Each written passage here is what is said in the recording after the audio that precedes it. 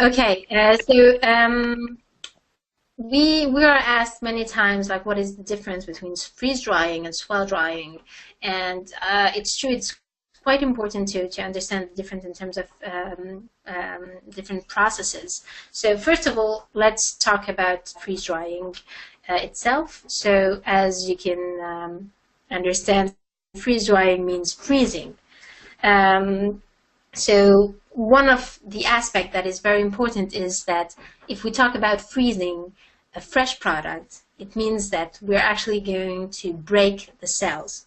Imagine if you have a bottle of water that is full, completely full of water, and you put it in the freezer, then the bottle will break. And this is what happens with fresh products that are freezed. So imagine if you take a strawberry, you put it in your freezer and you take it back, you take it out afterwards. You will see that the strawberry will kind of melt. So it's mainly because it was frozen, and you have the cells that were full of water that were completely broken because of the freezing, and then you will not have this texture anymore. What is very interesting in terms of freeze drying is that you keep the shape of the product, the size of the product. That is something, you don't have any shrinkage with freeze drying. And this is what people really enjoy, is that you manage to keep the shape. You have a loss of color. So if you do red bell pepper, you will obtain something that is much more orange. It happens, it can happen directly when you do the freeze drying, or it can happen like a few weeks after you did the freeze drying. So for strawberries, it's quite interesting because people love the light color of strawberry. In terms of taste, you have lower organoleptic aspect, is not as high as we could compare. In terms of vision, like visually, it looks really good. In terms of taste, it's the taste itself is a bit off. If you can, for instance, strawberries, if you taste it, most of the strawberries that you can find, like dried strawberries, you can find in the market are freeze-dried. If you really taste it, you realize that you only have something that is a bit acid, not that you don't have the real taste of strawberry. The biggest issue that freeze-drying has is that they don't have any decontamination aspect. So to give you a little story, we have worked with a company that told us, well, we were telling them that with freeze drying you don't have any thermal degradation, and they told us that this is not really true, because if you want to enter in the food market, you need to have a decontamination step.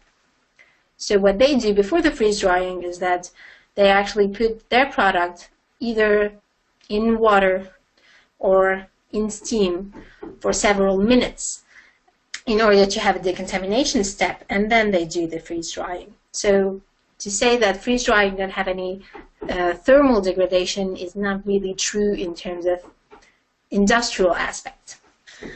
Then we have what we call the rehydration rate and the water holding capacity. These are two aspects that are very, very different.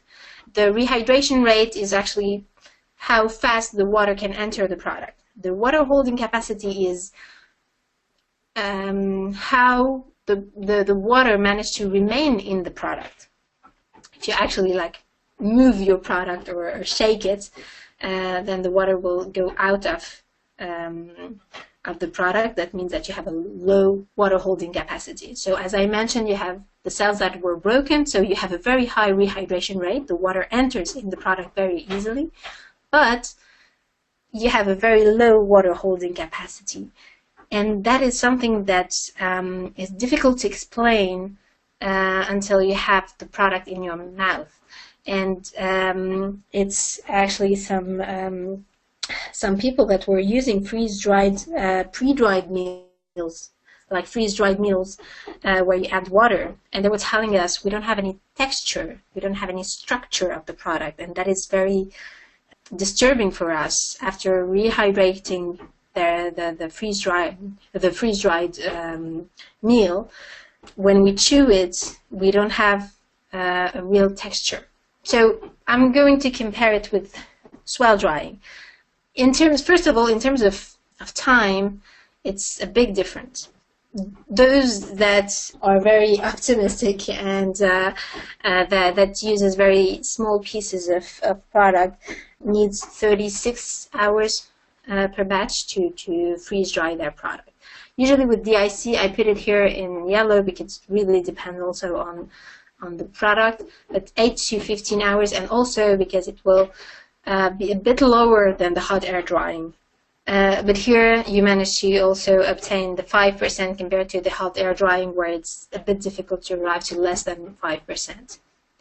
DIC, we have the decontamination that is directly done by the treatment of DIC itself. In terms of rehydration rate, you have, as I mentioned also beforehand, is that you can define the expansion, so that means that you can define also the rehydration rate depending on the parameter. But it's much higher than the hot air drying, but it will be lower than the freeze drying. However, in terms of water holding capacity, with swell drying, you have very high water holding capacity, which means that you can have a nice texture, and you can have also a very nice powder if you want to turn your product into powder. That's something that with freeze drying you cannot do, since the cells are broken. If you do powder and then you mix it with water, you will not have the water that will enter the cells. You will have a decantation. Here, with swell dried products, you will have the possibility of having a very nice powder that will be able to absorb the water and have a high water holding capacity, and have what we call puree or mousse with your product. In terms of energy consumption, there's a lot of people that were telling us that DIC uses vacuum, and it's true, we do use vacuum. Freeze drying also uses vacuum. The difference is actually quite huge, because I don't know if you remember what I was mentioning in terms of level of vacuum. With DIC, we are, in terms of vacuum, at 5,000 Pascal. And for freeze drying, we're between 10 to 100 Pascal. So we have this huge difference, and in terms of energy consumption, that is quite big. So just to remind you, 5,000 Pascal for DIC and 10 to 100 Pascal for freeze drying. And here you can see also the energy consumption. So for hot air drying, I put here over 1 kilowatt hour per kilogram of water. And with DIC, we're around 1 kilowatt hour per kilogram of water. For freeze drying, we're much higher than that. We're at 3.5 kilowatt hour per kilogram of water. I think I have said almost everything in terms of freeze drying and swell drying. Because I don't want you to think that I'm just saying, oh, swell drying is much better than freeze drying. There are some applications where freeze drying is cannot be replaced.